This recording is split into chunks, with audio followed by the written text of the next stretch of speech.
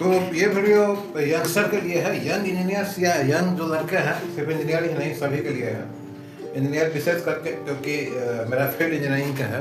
तो मैं इस वीडियो में, ये वीडियो है, this is not lecture, it's simply video for career development.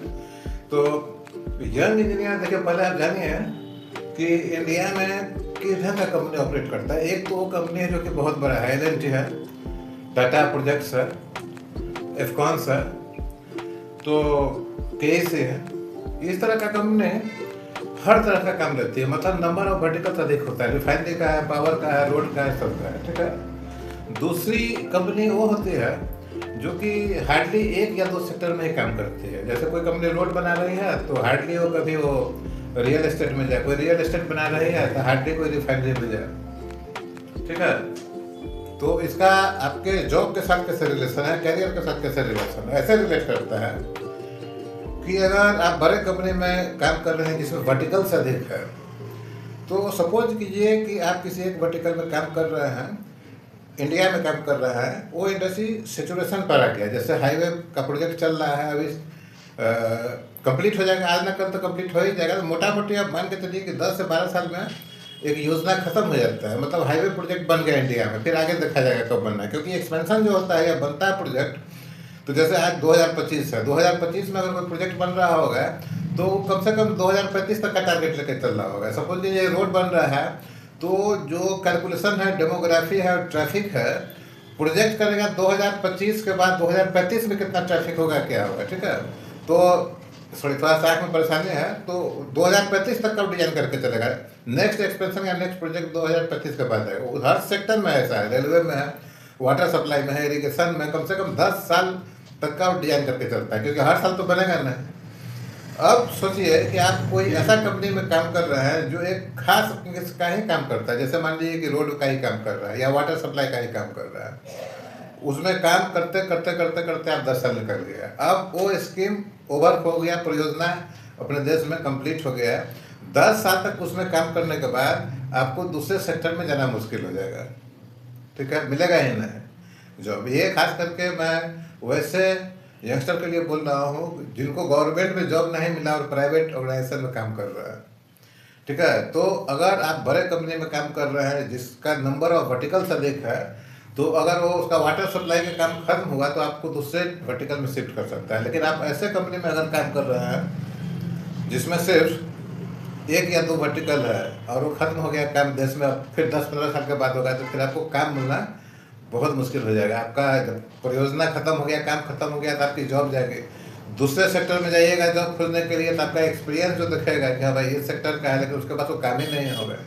Even जो बड़ा इंडस्ट्री जो बहुत सारा वर्टिकल लेके बैठा हुआ है, कोई वर्टिकल का काम खत्म हुआ देश से, तो उसका स्टाफ को दूसरे वर्टिकल में डाल दिया, ठीक है। वो वर्टिकल ही बंद हो जाएगा, उसमें नया रिक्रूटमेंट नहीं करेगा तो आपको उसमें भी नहीं मिलेगा। तो हमारे कहने का मतलब किसी शुरुआती दौर बोले तो कम से कम 15 साल रख लीजिए। 15 साल में आपको कम से कम देखिए एक इंडस्ट्री आप टच कर लीजिए। इंडस्ट्री टच कर लीजिएगा तो मोर और लेस सभी इंडस्ट्री में एक ही टाइप का स्ट्रक्चर रहता है। 80% स्ट्रक्चर एक ही टाइप का होता है, ठीक है। कूलिंग टावर है, बॉयलर है, ईएसपी है, वाटर सप्लाई सिस्टम जो होता है वो है, पंप हाउस है, ये सभी स्ट्रक्चर में रिजर्वायर है, एक ही टाइप का रहेगा। प्लस उसमें बिल्डिंग भी होता है। जो कोर चीज़ है, जैसे रिफाइनरी जहाँ पर मेन काम होता है, पावर सेक्टर है जहाँ पर पावर जनरेशन होता है, जहाँ पर जो मैन्युफैक्चरिंग है, जहाँ पर मैन्युफैक्चरिंग या टेस्टिंग होता है, मैन्युफैक्चरिंग होता है किसी केमिकल का या किसी चीज़ का, ठीक है, वो सिर्फ अलग होता है। बाकी सपोर्टिंग स्ट्रक्चर जो है तो करीब करीब सेम है। आप रेलवे में कुछ दिन काम कर लीजिए, ठीक है। ये 15 साल में ये हो गया। उसके बाद इस बीच में आपको कोई बड़ा ऑर्गेनाइजेशन मिल गया, गवर्नमेंट जॉब मिल गया, कोई बात ही नहीं है।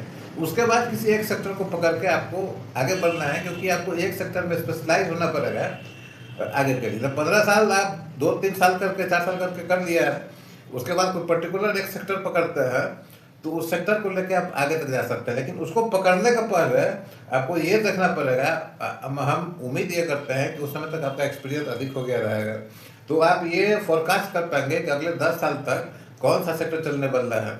अगर उसमें आप चले जाते हैं तो 15 और 10-25 साल हो गया। अब यह है कि उसमें बैठ कर 15 मतलब मिड लेवल का होता है, आप प्रोजेक्ट इंचार्ज होंगे 100-200 करोड़ के काम का। या ईपीसी में अगर है तो 1000-1500 करोड़ का आपको काम करना है।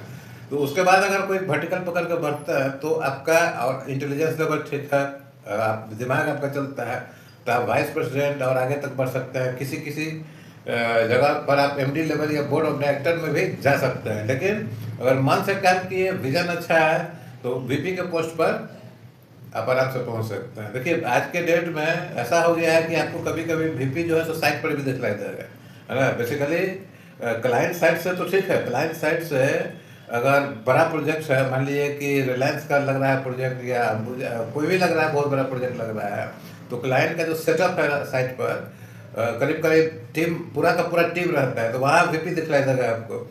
लेकिन कंसल्टेंट और कॉन्ट्रैक्टर और पीएमसी का जो जॉब होता है उसमें वीपी आपको साइट पर नहीं दिखाई देता है। और कंस्ट्रक्शन कंपनी में खास करके वीपी बहुत कम होता है, और जो होता है वो साइट के लिए नहीं होता है। उनका मेनली काम बिजनेस डेवलपमेंट, टेंडरिंग वगैरह का होता है, या एजुकेशन में टॉप लेवल पर बैठे रहता है।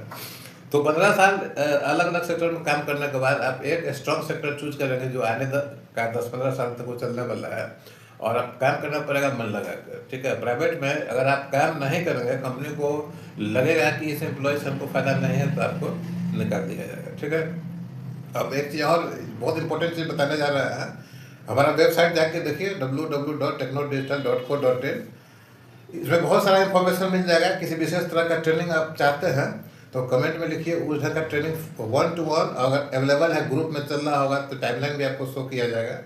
हमारा कंसल्टेंसी भी है, सभी चीज़ है। एक पर्टिकुलर विंग जो है सो हम अभी ऑपरेट करना शुरू किए हैं, जिसमें डिजिटल मार्केटिंग, मतलब आप अगर कोई कंपनी चला रहे हैं, कोई बिजनेस है, छोटा मोटा, कोई इंजीनियरिंग का हम नहीं बोल रहे, किसी भी तरह का बिजनेस है, उसके लिए हम आपको वेबसाइट क्रिएट करके देंगे, गूगल पर उसको लॉन्च करेंगे। तो इसमें क्या है कि गूगल या वेबसाइट बनाने का जो उस कंपनी का जिसका हम ऑपरेट करते हैं उसका जो फ़ी होता है, उस फी जो है सो आपका अकाउंट से जाए या हमारे अकाउंट से जाए, पैसा पेमेंट आपकी तरफ, मान लीजिए कि हम अपना पैसा लगाए, है ना, तो आपको पेमेंट करना पड़ेगा, या आप क्रेडिट कार्ड से इंफॉर्मेशन शेयर कर देंगे या डेबिट कार्ड से, तो उससे हो जाएगा, या लिंक हम शेयर कर दें, आप लिंक से कर दें, उससे हो जाएगा। उसके ऊपर हमारा जो चार्जेज रहता है, और एडवर्टीजमेंट का भी हमारा भी है, आपका बिजनेस को एडवर्टाइज कर देंगे। ये भी नया अच्छा इंजीनियर है, इसमें इंजीनियर्स का टीम है हमारा, वो सभी चीज़ आपको रन करके देगा। तो ये एक नया विंग शुरू हुआ है, तो करियर को बढ़ाते रहिए। अगर प्राइवेट जॉब में है, प्राइवेट कंपनी में है, तो एक चीज़ पर बेस्ट होकर रहने से खतरनाक हो जाएगा। खास करके अगर आप जिस कंपनी में काम कर रहे हैं वो किसी एक सेक्टर में काम कर रहा है, छोटा कंपनी है। आज के डेट में छोटा बोलने का मतलब होता है, हम लोग के टाइम में जो 91, 95 या 2000 तक अगर कोई कंपनी अगर 10 करोड़ 20 करोड़ का काम करता था तो उसको छोटा बोला जाता था। आज के डेट में अगर 500 करोड़ का काम है तो उसको भी छोटा बोला जाता है, ठीक है। तो ये हालत है अभी। इतना इंडिया का तेज ग्रोथ हो रहा है, इंडिया का नहीं पूरा दुनिया ही ग्रो कर रहा है तेज। तो ध्यान देके रहना है, पूरा अपना जो सेंस ऑर्गन्स है उसको एक्टिव करके रखिए।